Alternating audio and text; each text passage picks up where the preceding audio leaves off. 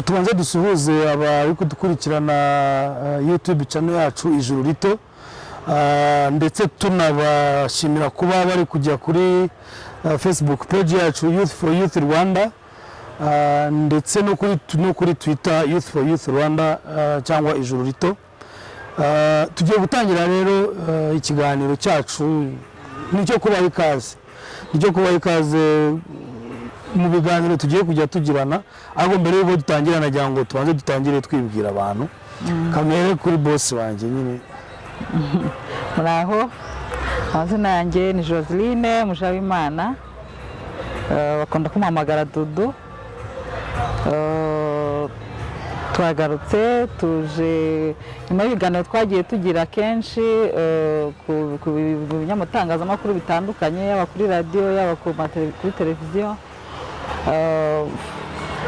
Twabonye uburyo abantu babyishimiye benshi cyane, yaba amakomantere y'abantu b'inshuti, yaba abatatuzi, abatuzi, abantu uburyo babyakiriye. Twakomeje kumva ko hari ikintu dufite cyo gutanga, twumva ni impano, ni umugisha. Niyo mpamvu rero twagarutse kugira ngo noneho tujye twungurana ibitekerezo birambuye, cyane cyane tuganira, tugenda tubasharinga experience yacu.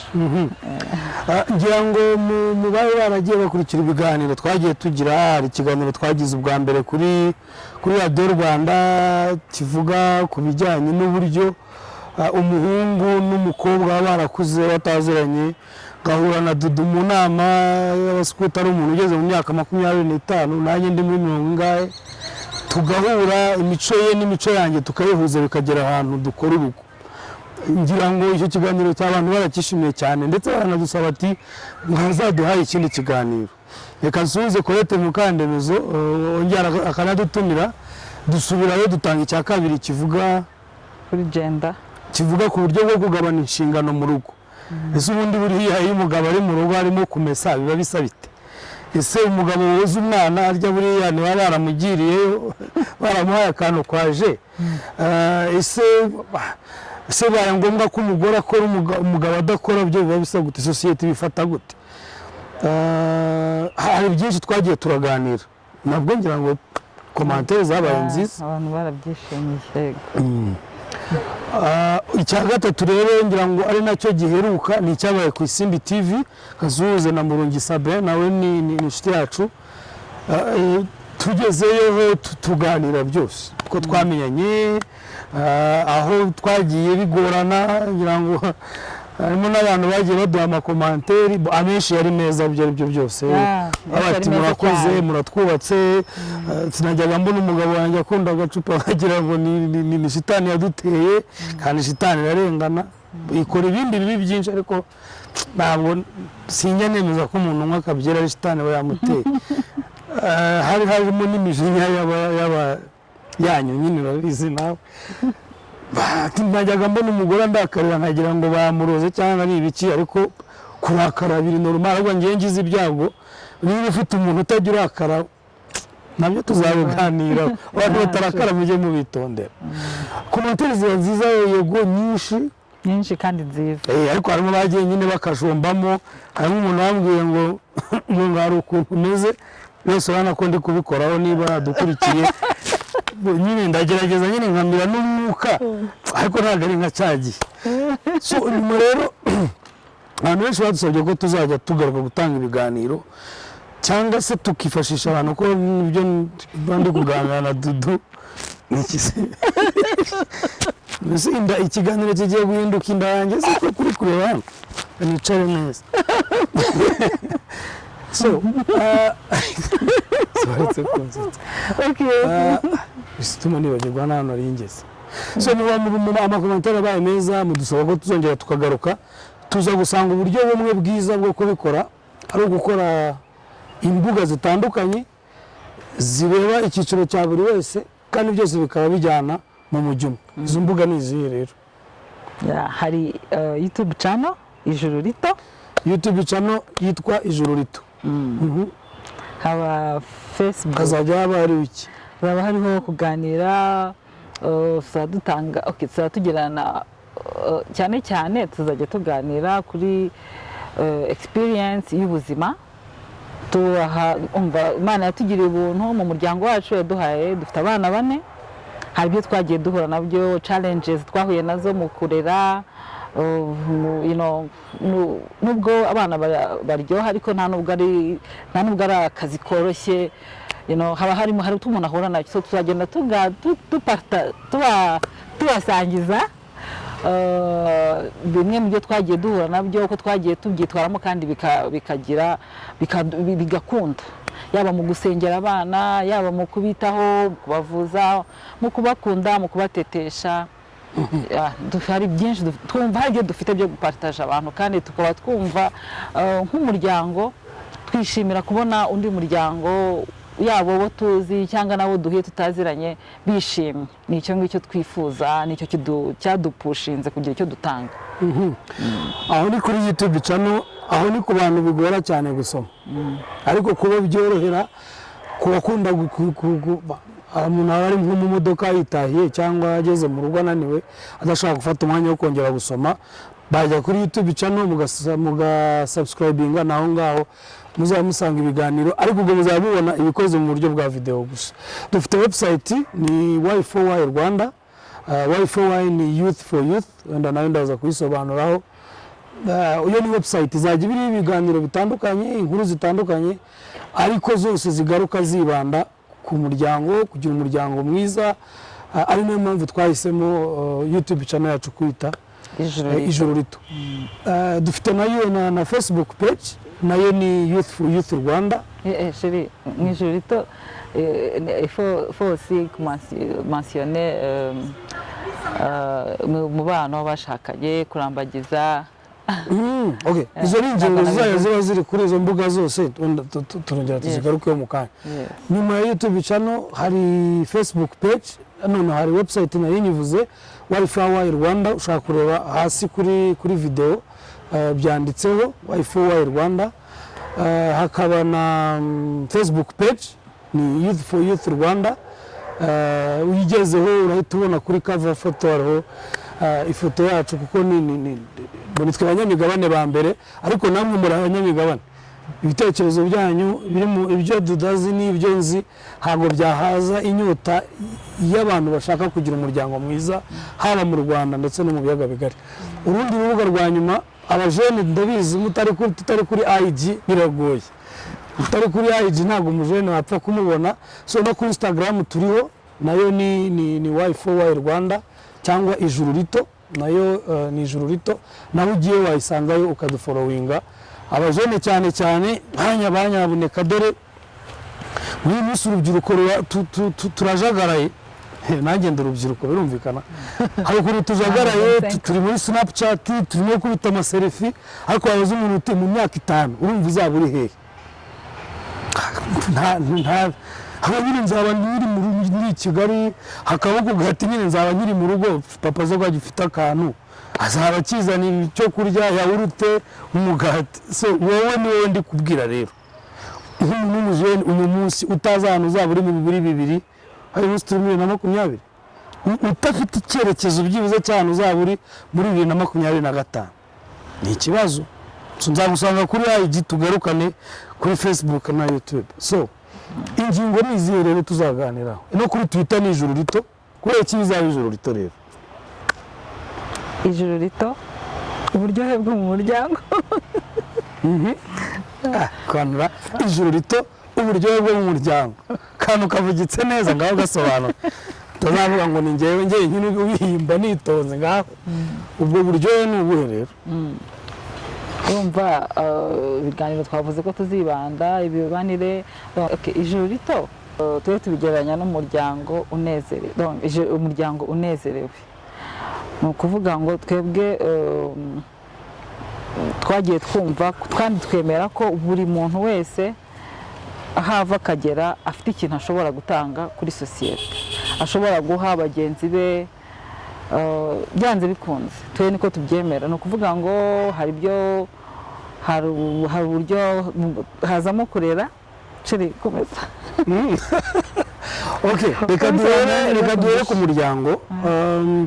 ngira ngo abakurikiye ibyo biganiro bindi twagiye tujyamo buri gihe batubaza uko twahuye uko twabashije kwa Justin, patience ya Virgile, impatience ya Dudu, Virgile ukiri kumva ari umujene ugishaka kwinywera agacupa agataha atinze, na Dudu ushaka kujya mu rugo akaba ari mu bana.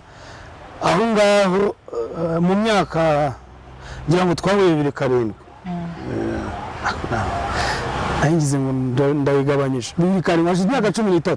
Muri myaka 13 hari ibintu byinshi cyane dushaka kuba twarahuye nabyo, ari ibyo tubayeho, ari ibyo twagiye gushaka kuri interinete, nataha Dudu atwite akansarana kuwa mbere kuwa kabiri kuwa gatatu nagira ngo ibi ni ibiki, nkahita nkurarusheje nkasanga iyo abadamu batwite hari hormone zizamuka, hormone zazamuka kwambara ikintu cy'icyatsi agahita avuga ko yumva icyatsi kwanza ari kibi. So byarabaye ngeze aho ndavuga rero uyu muvandimwe ni wamugize gutya, hinda twite ntabwo yayiteye, reka hormone nzihangane. Ubwo nyine akabyeri nkaba nkaretse muri iyo minsi nyine nkajya nambara iby'amaye yananya ntabwo yigeze anyambika ijipo ariko nari kuyambara. Aho rero tuzabafasha kugira ngo ibyo tubona twumva byabanje kutugora twabigeraho nyuma bikagira icyo bimara, namwe bizagira icyo bibamarira. Kurambagiza jene aza kurambagiza akajya kwitera amaparufe yatiye, akaza mu modoka itari iwabo, bagutera indobo umunsi wa mbere ukanywa ngo baguteye indobo. Yose nagiye kugera kwa Dudu twaramenyanye n'abandi bakobwa, aho nyine abo byagiye byanga, ariko nanjye nasubira inyuma nayo ukuntu nazaga aronjya amubwira nagiye kwako abantu twigana bose bafite abakopine, simushaka ariko gusa kubera ko nshaka gusa n'abandi ndavuga reka nanjye nshake kopine. Ndamuhamagara ndabyibuka rwose, n'ahantu twari duhagaze ndahibuka bitamo ngo ndashaka ko dukundana, nturi kugura ipantaro akavidewo nikarangira nzakamwoherereza. Ahita amubwirije ngo ntabwo uzi ibintu urimo, urashaka iki? Ndavuga nyine ushaka ko dukundana. Arambwira ngo hanyuma se, hanyuma ndayibura. So rero njyana abantu wa mugani uracyarya ibiryo byo mu rugo, nta n'ituye uyisaba mama, wahize ukajya gukunda umwana w'abandi, maze nunamubwira uti ndagira ngo dufate amezi 5 yo kumenyana, noneho tuzakunde n'umwaka ukurikiye. Simbizi tuzagenda tubiganiraho. Aho ngaho ni mu bijyanye n'umubano w'abashakanye kuva bamenyanye kugeza bakoze ubukwe, ukuntu batetesha abadamu batwite, ukuntu tutesha umudamu utwite, ukuntu uganiriza umwana uri mu nda. Nzaganiza abapapa gukarabya umwana yose, umwana aba ari uwawe, yakunyaraho yagukoraho na bya bindi bindi. Ariko mva mwa abadamu mwe ari buri muntu bishobokera, kubera n'abadamu ntabwo ari bose bishobokera, ntibazabeshye. Harimo umwana akora nagahita hamagara umupetite sera tuva. Tuzabiganiraho byose, uburyo umuntu yita ku mugore utwite, uburyo umuntu aganiriza umwana uri mu nda n'akamaro kabyo. Icyiza ni uko kubera amatsiko ngira simbizi ibintu byinshi iyo binyobeye mbikoraho n'ubushakashatsi. Gusa uburyo gusengera abana, kugirana ibiganiro n'abana, kubigisha gusenga, kandi buriya hari abantu batazi ko abana baganira, nta batazi n'akamaro ko kuganira n'abana bato. Umwana ukamureba kuva umwana rero uhinja kugera bakuze, uko ahandi noneho ubona wisira uko bashobora kuganira. Abantu batabizi ko abana baganirizwa kandi bigacamo, kandi bakagira ikintu basigarana kandi cy'ingenzi. So ibyo byose twagenda dusharinga experience yacu. Ubwo twavuye mu cyiciro cya mbere, muri kategori ya mbere y'urukundo, gutereta, kurambagiza, kwibwira umuntu ari umuhungu ari umukobwa, twari tugeze mu cyiciro n'akamaro ko guteteshanya. N'akamaro ko guteteshanya ku babikunda, abatipu ushobora kuzana ibintu byo gutetesha ahita iki ngiki cyakuriye, ariko ni ngombwa sha, ariko nawe urabimwigisha akabimenya, wagomba kubimenya ko gutetesha biryo burasa biraryoha.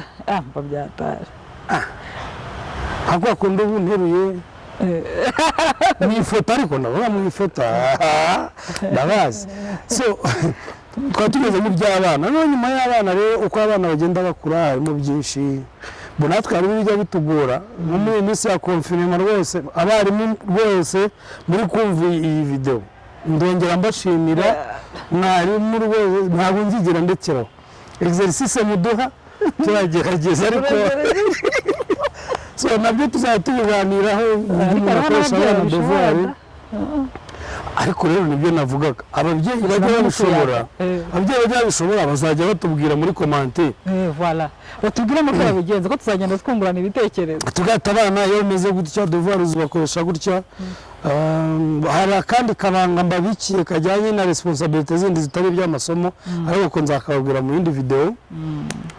Tukava tukajya ku rubyiruko namaze kubavugisha mwebwe musigaye mwibera mu maselfie mu maparufe umuntu yatiriye udatega atareba gahunda y'ejo hazaza tugomba kuzaganira ariko hariho n'urubyiruko rwa bien nino ndavuga ababyeyi tuzaganira basangize bagenzi babo ariko abenshi rwose muri iyi myaka yacu ya 25 twebwe twakwamiyemo ntago biba byoroshye umuntu batari yatangira kureba imbere neza mwebwe ba 24 muzabivugana n'aba 24 nanjye mvugana n'aba 25 ariko nshaka ko byibuze umuntu yajya kuri iyi channel akajya kuri iyi Facebook page byibuze rimwe mu cyumweru uzajya uhasanga akantu niba ari kwiha intego gusetinga goals y'ubuzima hote mu myaka 5 abari bujye kuri YouTube channel muraza kubona umwana uriho witwa Shema twagiranye ikiganiro muri 2017 hakubwira ukuntu yiharitse umurima nyuma agura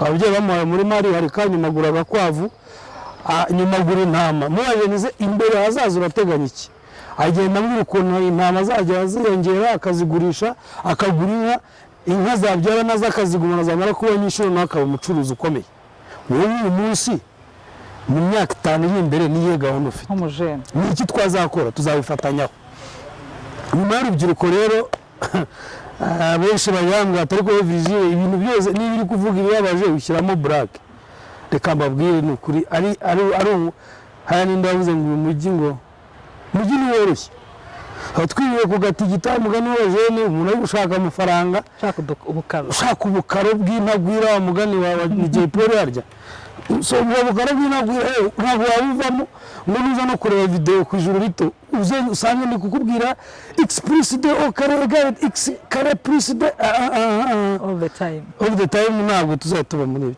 tuganira dushyiramo bo ikindi ngiye amasesengura yanjye sinzi niba abamaze gusura website mwabonye amasesengura ariho nsanga nandikiye verity kandi ngikunda ko uriyo gitambutse kiri guhinda manumva kigize kozanga nandikiye Havare usanga ikiganiro nagiranye na Roxy irimo kumbaza impamvu hari abagabo bakubita abagore barangiza akaba ariyo bita karibu rero ni muze mudushyigikire dufashanye dushyire hamwe nta couple iri perfect ibaho ahubwo habaho kwakirana no kumvikana no gushyira hamwe kandi mukaba mufite intumbero imwe yo kubaka umuryango turifuza ko ibigano byacu byazajya byimpacting imiryango mu buryo buri positive ku buryo hari icyo twazatanga kiri positive ku buryo hari umuntu uzajya uvuga ati twumva ko natwe hari abantu twafashije wenda bari bafite ibibazo wenda bakagira ikintu bungukira kuko natwe mu kuba tugeze aha ngaha nuko hari ibyo twagiye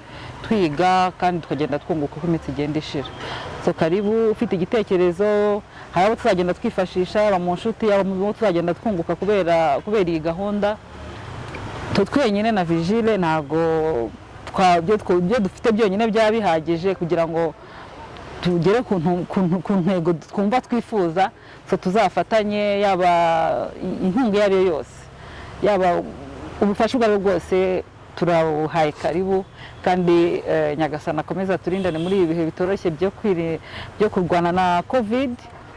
Stay safe with your families.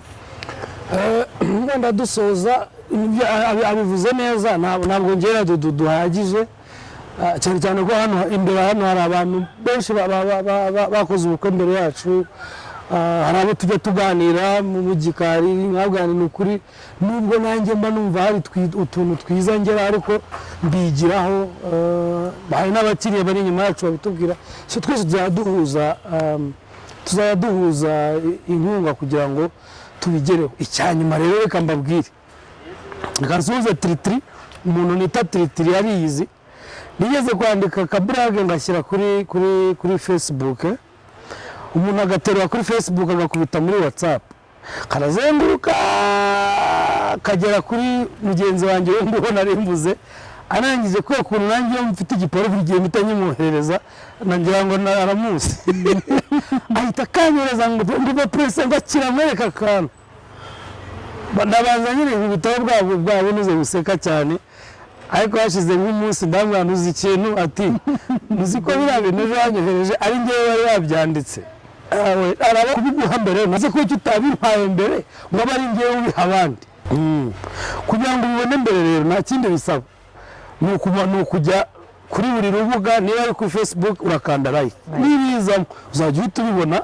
kuri nuze ya niba ari kuri YouTube kandi subscribe bigiye biza naho ubundi kujya gufata inkuru yabaye umuranzi nayanditse nanashyizemo Virgile umuntu agahita ashyiramo Vincent aho nashyizemo Jose umuntu agazanga yashyizemo Yosefu ugasanga ni Vincent ukundana na Yosefu ugasanga ikugezeho yabaye abantu bakundana bahuje wenda ibitsina kandi ngiye nayohereje hariya Virgile ukundana na Joseline so kanda subscribe ukanda like kuri Facebook ubundi nayo ni inkunga kugira ngo ujye utanga ibitekerezo byihuse bidategereje kuba umuranzi byanyuze mu bantu 20 murakoze rero ikiganiro cya mbere nahangaha kuri YouTube channel vuba hangaha ciao bye